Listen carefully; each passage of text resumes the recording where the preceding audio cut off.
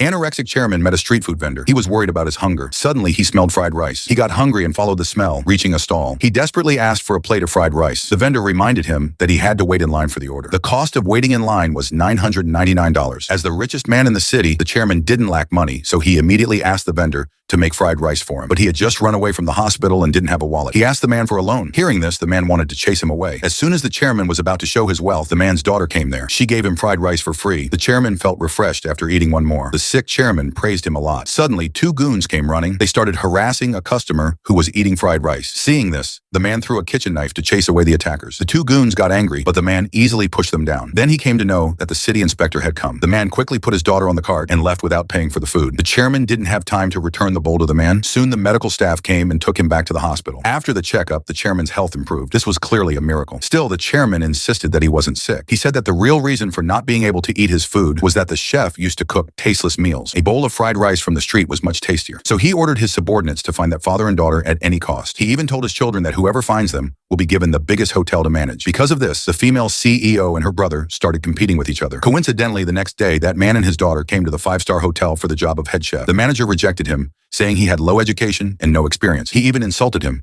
saying that coming from a lower class, no good place would give him a job. The little girl immediately said that her father's food was delicious, but the manager didn't listen and drove him away. As soon as that man turned around, he bumped into the female CEO during her hotel inspection. They looked at each other and felt embarrassed. At that moment, the manager accused the man of taking advantage of the female CEO. He even called him a spy sent by competitors. The man opened his mouth to justify himself, but his daughter held the female CEO's hand and requested her to give her father a chance. The female CEO thought the man didn't look like a chef, but after hearing the little girl's words, she gave him a chance to cook. The manager rushed to the kitchen and told the lazy head chef to start cooking. The guests had already been waiting for half an hour. The manager complained to the restaurant association but didn't care. He even said that even if the female CEO stood in front of him, he wouldn't be afraid. Suddenly, the female CEO came there and fired him. Actually, the head chef had been bribed by the female CEO's brother. He did whatever he wanted in the kitchen and didn't respect anyone. The female CEO angrily called security to throw him out of the hotel. But the head chef had power. If he left, other chefs would follow him, and then the kitchen would be empty. The hotel couldn't serve the guests. The hotel had already received 3 complaints, and its rating dropped to 4 out of 5 stars. Taking advantage of this, the head chef threatened the female CEO to apologize. Otherwise, he would take away all the chefs. Facing this ill-mannered man,